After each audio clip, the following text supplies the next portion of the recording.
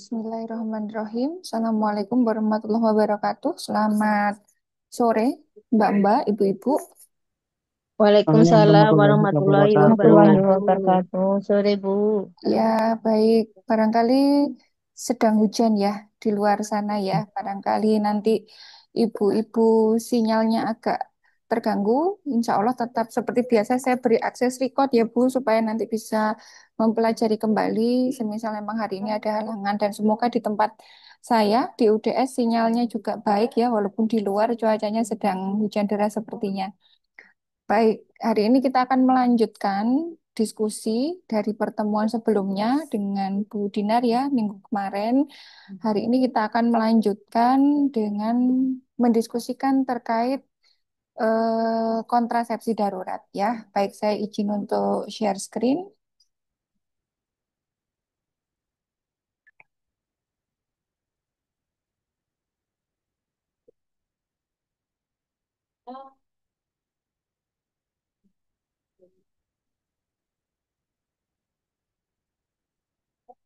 Sudah terlihat share screen-nya, Ibu-ibu, Mbak-mbak? Sudah Sudah Bu. Bu. Sudah Bu. Sudah ya? Baik, terkait dengan pil kontrasepsi darurat, di sini buku acuan yang saya gunakan adalah dari Keluarga Berencana, buku pedoman global untuk penyedia layanan di tahun 2018 ya ini. Nanti akan saya bagikan soft copy-nya. Terkait dengan kontrasepsi darurat, poin penting bagi pelayanan, penyedia layanan dan juga klien diantaranya adalah pil kontrasepsi darurat atau disingkat dengan PKD, prinsipnya adalah membantu wanita untuk terhindar dari kehamilan setelah adanya hubungan seksual tanpa kontrasepsi. PKD membantu mencegah kehamilan bila diminum dalam jangka waktu maksimal 5 hari setelah hubungan seksual tanpa perlindungan. Semakin cepat diminum setelah hubungan seksual, maka efektivitasnya juga akan semakin baik. Di sini PKD tidak mengganggu kehamilan yang telah ada. Jadi semisal seorang wanita telah terlanjur terjadi fertilisasi, hamil, penggunaan dari pil kontrasepsi darurat tidak akan bisa sifatnya menjadi membuat adanya abortus spontan, ya. PKD ini juga aman untuk semua wanita, bahkan bagi wanita yang tidak dapat menggunakan metode kontrasepsi hormonal, memberikan kesempatan bagi wanita untuk mulai menggunakan metode kontrasepsi secara berkesinambungan. Di sini statement terkait keamanan bagi semua wanita bisa digunakan. Tentu syarat dan ketentuan berlaku, yaitu jika pil ini nanti digunakan sesuai dengan aturan dan dosis yang direkomendasikan. Jika kemudian tidak digunakan sesuai dengan aturannya, tentu potensi dari terjadinya kehamilan masih tetap bisa terjadi, karena pada dasarnya semua alat kontrasepsi itu masih memiliki peluang kegagalan. Ya, tidak ada satupun jenis alat kontrasepsi yang mampu mencegah kehamilan hingga 100%. Baik, beberapa pilihan dapat dipakai sebagai PKD. Produk yang memang dibuat sebagai pil darurat, KPP maupun KPK dapat digunakan sebagai kontrasepsi darurat. Jadi ada nanti misalnya dengan penggunaan IUD itu juga bisa menjadi kontrasepsi darurat. Jadi sebenarnya bentuknya juga tidak hanya dengan pil saja, ya. Baik, pil kontrasepsi darurat bisa disebut juga dengan morning after, pil morning after atau kontrasepsi pasca senggama. Mekanisme kerja utama adalah dengan mencegah atau menunda pelepasan telur dari ovarium. Pil ini tidak akan bekerja ketika wanita telah menjadi hamil. Jadi, ini prinsipnya adalah mencegah ovulasi.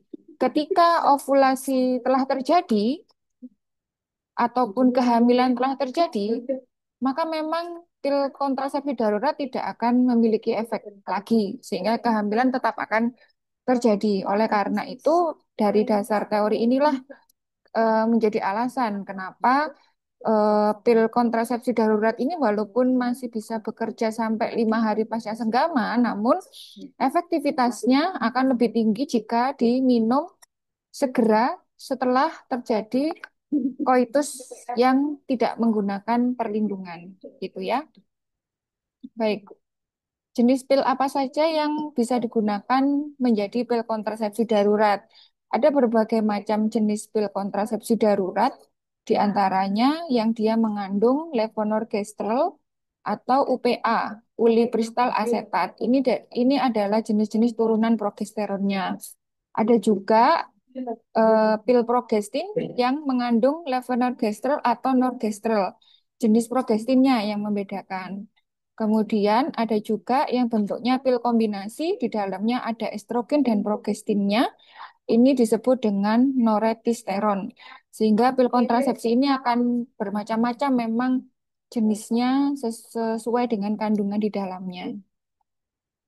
Kapan pil kontrasepsi darurat ini direkomendasikan untuk digunakan adalah sesegera mungkin setelah terjadinya hubungan seksual tanpa perlindungan. Semakin cepat diminum akan semakin baik dalam mencegah kehamilan. Dia dapat mencegah kehamilan jika diminum kapanpun dalam jangka waktu sampai dengan 5 hari setelah hubungan seksual tanpa perlindungan. Berapa efektivitasnya? Efektivitasnya dapat dijelaskan melalui gambar ini ya. Jadi jika kita asumsikan ada 100 wanita yang masing-masing melakukan hubungan seksual 1 kali selama minggu kedua atau ketiga siklus menstruasinya, dalam artian pada masa subur ya. Kalau pekan pertama setelah menstruasi kan biasanya belum subur. Ini asumsinya melakukan koitus pada periode subur ya. Maka jika tanpa kontrasepsi darurat bisa terjadi 8 kehamilan. Jenis ulipristal asetat kurang dari 1 kehamilan. Kalau yang progestin only masih 1 kehamilan. Kalau yang kombinasi akan biasanya potensi kehamilan masih 2 kehamilan. Jadi di sini yang efektivitasnya paling tinggi adalah jenis ulipristal asetat, nama turunan progesteronnya. Oke, yang masih peluangnya lebih besar adalah jika kontrasepsi daruratnya berupa kombinasi estrogen progesteron. Karena kita ketahui bersama ya bahwa hormon yang menunjang terjadinya ovulasi itu kan estrogen. Jadi kalau dalam pil kontrasepsi daruratnya itu masih ada kandungan estrogen, tentu ini memiliki sumbangsih untuk justru terjadinya ovulasi. Sehingga kenapa kontrasepsi darurat yang mengandung estrogen, potensi terjadinya kehamilan akan lebih besar dibandingkan dengan yang hanya isinya progestin saja. Oke. Efek samping manfaat dan resikonya. Efek samping biasanya bisa terjadi perubahan pola haid, menstruasi yang sedikit dan tidak teratur selama 1 sampai 2 hari setelah minum kontrasepsi darurat. Menstruasi yang tidak terduga yang mulainya lebih cepat atau lebih lambat dari yang diharapkan. Kedua efek samping ini adalah efek dari tingginya progesteron ya. Karena dengan meminum pil kontrasepsi darurat yang biasanya isinya adalah progesteron dosis tinggi, maka di dalam tubuh akan meningkat juga produksi dari hormon progesteron yang akan dapat mempengaruhi pada head berikutnya, yaitu dengan terjadinya perdarahan bercak atau siklus yang menjadi maju, memendek ya.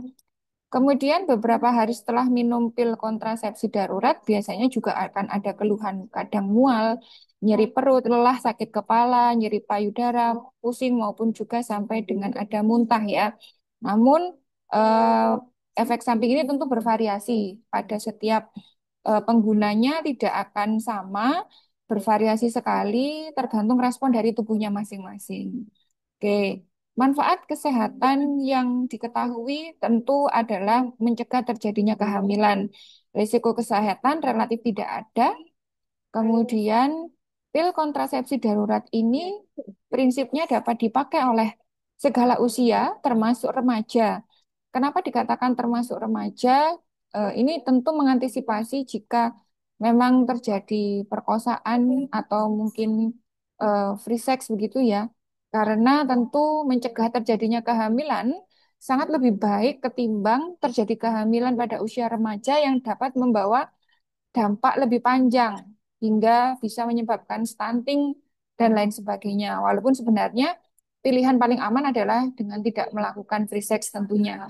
Dan pada kasus free sex yang seksnya ini dilakukan, koitusnya dilakukan secara rutin, tentu penggunaan kontrasepsi darurat ini menjadi tidak efektif karena kontrasepsi darurat namanya saja darurat, maka peruntukannya adalah tidak untuk digunakan secara rutinitas, namun hanya digunakan pada masa-masa tertentu di mana tubuh tidak mendapat perlindungan setelah melakukan koitus, tidak ada perlindungan dari kontrasepsi, ya. Kemudian pil ini juga tidak menyebabkan aborsi, tidak mencegah ataupun mempengaruhi implantasi, tidak menyebabkan kelainan janin jika kehamilan telah berlangsung, dan juga tidak berbahaya bagi kesehatan wanita jika digunakan sesuai dengan rekomendasi yang diberikan. Oke. Wanita yang menggunakan kontrasepsi darurat progestin atau jenis UPA cenderung lebih jarang mengalami mual muntah dibandingkan dengan yang isinya adalah dengan kombinasi estrogen.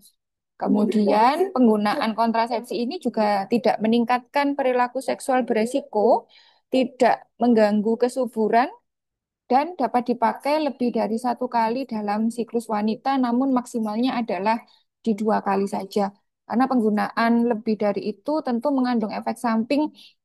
Progesteron itu sifatnya menebalkan dinding endometrium, sehingga kondisi dinding endometrium yang menebal dengan penggunaan misalnya menggunakan kontrasepsi darurat ini dengan teratur, tentu membawa dampak kurang baik ya. Kalau dinding endometriumnya terlalu tebal ini mengganggu siklus haid, kemudian juga dapat memicu ke depannya bisa efek keganasan pada organ reproduksi wanita, sehingga dalam jangka panjang menetap atau rutin memang tidak direkomendasikan.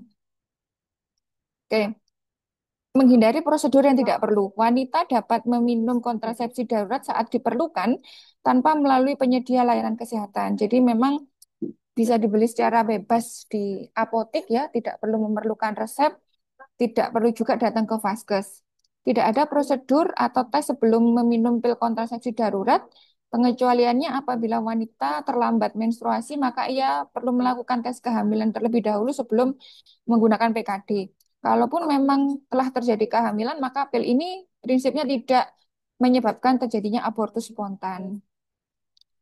Kenapa kebanyakan wanita menggunakan pil ini? Salah satunya adalah karena pil ini dapat dipakai sesuai dengan kebutuhan. Jadi memang relatif cocok untuk wanita yang jarang melakukan koitus, misalnya dia adalah long distance married dengan suaminya, maka pil ini bisa digunakan sesuai kebutuhan saat akan melakukan koitus saja. Ya, tidak perlu menggunakan wanita-wanita yang tidak membutuhkan kontrasepsi secara rutin. Menawarkan kesempatan kedua untuk pencegahan kehamilan yang tidak diinginkan. Jadi, kehamilan yang tidak diinginkan ini bisa dicegah dengan sebentar Ibu-ibu.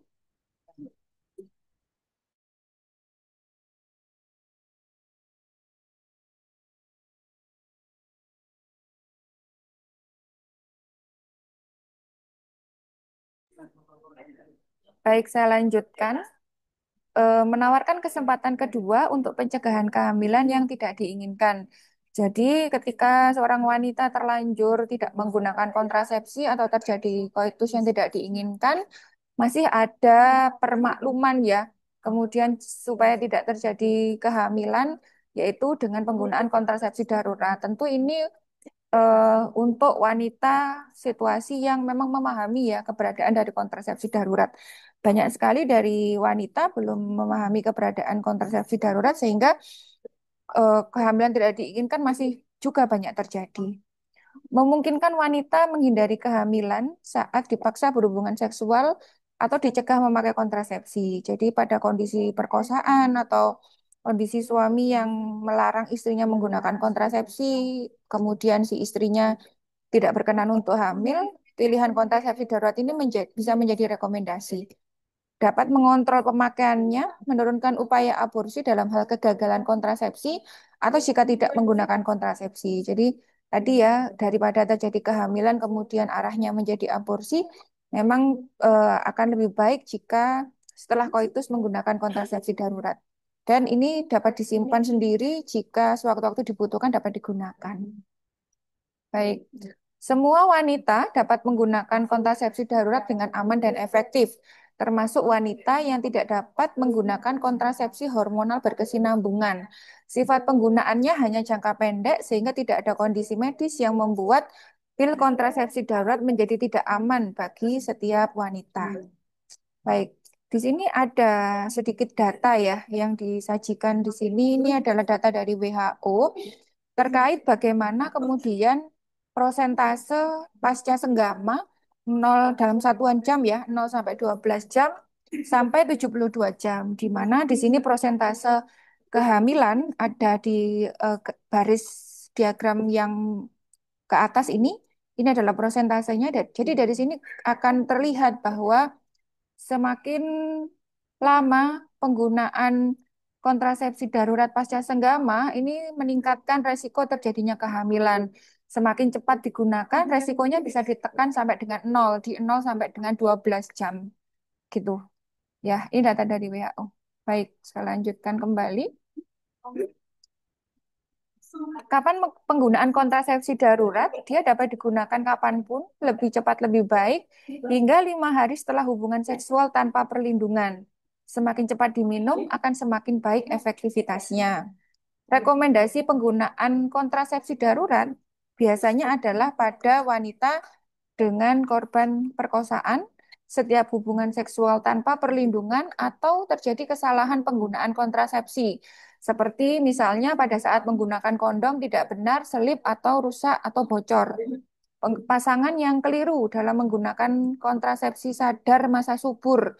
Misalnya gagal abstinensia, gagal memakai kontrasepsi lainnya selama masa subur. Misalnya gagal menggunakan senggama terputus, coitus interruptus, kemudian gagal menggunakan metode lendir serviks, suhu basal, simptotermal, ini dapat menggunakan kontrasepsi darurat.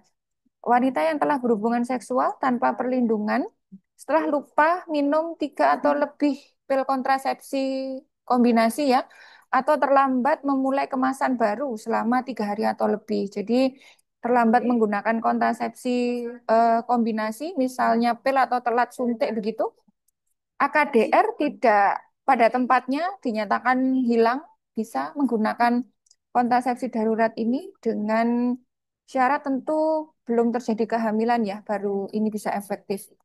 Wanita yang telah berhubungan seksual tanpa ketika perlindungan lebih dari 4 minggu terlambat suntik ulang DMPA, lebih dari 2 minggu terlambat suntik ulang NET-N, atau lebih dari 7 hari terlambat untuk mengulang KSP.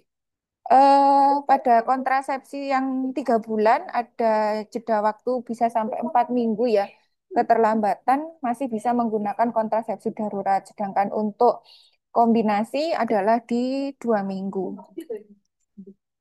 Baik, ini adalah berbagai tipe merek dagang dari pil kontrasepsi darurat dan rekomendasi penggunaannya.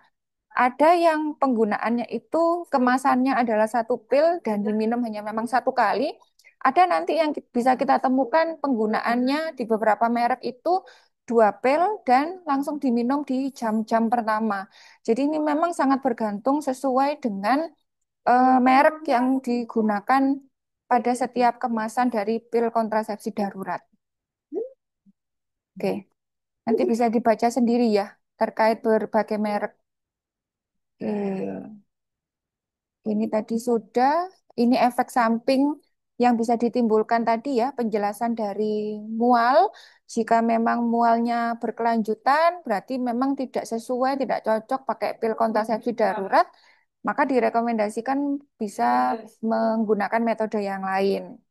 Kemudian jika mengalami muntah, muntahnya ini misalnya memang dia niat untuk menggunakan kontrasepsi darurat, kemudian terjadi muntah, maka jeda dari 2 jam pil kontrasepsi darurat harus diminum kembali untuk kemudian supaya efektivitasnya bisa kembali. Karena kalau terjadi muntah, karena ini memang penggunaannya per oral, ini bisa tidak efektif kalau tidak diminum kembali. Memberikan pil kontrasepsi darurat dalam jumlah lebih dan membantu memulai metode berkelanjutan. Jika memungkinkan, berikan pil kontrasepsi darurat dalam jumlah lebih untuk dibawa ke rumah, seandainya sewaktu-waktu dibutuhkan. Lebih merencanakan kontrasepsi yang sedang dan berlangsung. Jadi memang prinsipnya kontrasepsi darurat ini kan bisa dipakai sewaktu-waktu. asalkan belum terjadi ovulasi, belum terjadi fertilisasi. Namun jika memang kita melihat tren seorang menggunakan pil kontrasepsi darurat dalam siklus satu siklus headnya itu lebih dari 2 kali, harus dipertimbangkan bahwa penggunaan kontrasepsi yang berkelanjutan ini perlu karena kontrasepsi darurat sifatnya adalah bukan berkelanjutan. Tindak lanjutnya, kita tetap harus mendorong seorang wanita untuk tetap melakukan tes kehamilan jika terjadi keterlambatan haid lebih dari 7 hari. Oke. Bagaimana pasangan suami dapat membantu? Pasangan klien dipersilakan berpartisipasi dalam konseling dan belajar tentang metode KB dan memberikan dukungan yang dapat ia berikan kepada pasangannya. Seorang pria dapat mendukung keputusan melalui dukungan keputusan pada seorang wanita, istrinya untuk menggunakan kontrasepsi darurat. Mengerti dan mendukung kebutuhannya untuk memilih dan memakai metode yang berkesinambungan, membantu wanita untuk memastikan bahwa ia memiliki pil kontrasepsi darurat jika diperlukan kembali. Jadi mengingatkan ya untuk ada pil kontrasepsi darurat jika memang direncanakan ke depannya tetap menggunakan pil kontrasepsi darurat. Jika wanita memerlukan pil kontrasepsi darurat oleh karena kesalahan dalam menggunakan suatu kontrasepsi, berikan pengertian dan dukungan, dukung penggunaan yang benar dari kontrasepsi tersebut, atau diskusikan untuk memakai kontrasepsi yang berbeda. Jadi memang sampai mungkin perlu ditambahkan lagi ya, jika memang kemudian segala upaya telah dilakukan dan tetap terjadi kehamilan, tentu dukungan dari suami untuk tetap menerima kehamilan yang terjadi ini juga menjadi penting agar seorang wanita tidak terjepit dalam kondisi ingin melakukan aborsi maksudnya ya. Ini biasanya sangat penting dukungan dari pasangan. Karena kalau terjadi kegagalan kontrasepsi dan terjadi kehamilan, memang wanita biasanya adalah objek yang disalahkan. Padahal sebenarnya kontrasepsi adalah kebutuhan kerjasama antara kedua belah pihak. Jadi dalam ranah penggunaan kontrasepsi darurat, jika telah segala upaya dilakukan dan ternyata telah terjadi ovulasi, telah terjadi fertilisasi, sehingga seorang wanita menjadi hamil, penting bagi suami untuk memberikan dukungan menerima kehamilan yang telah terjadi. Jadi supaya seorang wanita tidak jatuh dalam kondisi ingin melakukan aborsi. Ya. Ini adalah berbagai periode kapan memulai kembali atau memulai kembali menggunakan kontrasepsi setelah penggunaan kontrasepsi darurat. Jadi contohnya misalnya tadi ketika telat minum pil atau telat melakukan suntik KB gitu ya, maka penggunaan kontrasepsi darurat ini ada berbagai waktu kapan kemudian direkomendasikan dapat menggunakan kontrasepsi sesuai dengan pilihan semulanya. Ketika kita menggunakan kontrasepsi metode hormonal, kontrasepsi darurat dapat dapat dikerjakan setelah pemakaian PKD progestin atau kombinasi. Segera dapat mulai kembali kontrasepsi apa saja sesudah minum PKD dan tidak perlu menunggu menstruasi bulan berikutnya. Jadi misalnya terlambat minum pil 3 hari, kemudian menggunakan kontrasepsi darurat di hari ketiga, maka di hari keempat sudah bisa lanjut menggunakan pilnya lagi, diminum lagi ya, tanpa perlu menunggu menstruasi selanjutnya. Dan ini juga terjadi ketika misalnya lupa suntik 2 minggu, kemudian pakai kontrasepsi darurat. Nah, kemudian pada saat ingat bisa langsung melakukan kunjungan pulang untuk suntiknya, tidak perlu menunggu menstruasi pada bulan berikutnya. Oke. Semua wanita perlu abstinen dalam memakai metode kontrasepsi tambahan selama 7 hari pertama penggunaan kontrasepsinya. Jadi ditambah ya supaya ini memperkecil peluang terjadinya fertilisasi selama penggunaan kontrasepsi darurat ini tidak boleh kemudian ditambahi dengan ada koitus kembali supaya tidak potensi terjadi fertilisasi. Karena kalau terjadi fertilisasi ini sama sekali tidak bisa dicegah dengan kontrasepsi darurat. Kontrasepsi darurat prinsipnya hanyalah mencegah pada ovulasinya. Jika wanita tidak segera memulai tetapi ingin kembali memakai suatu kontrasepsi, ia dapat mulai kontrasepsi apa saja kapanpun jika yakin dia tidak hamil. Jadi kalaupun ingin berganti metode boleh-boleh saja ya, asalkan yakin tidak terjadi kehamilan. Baik, ini oke, berbagai kondisi. Oke, ini tadi sudah.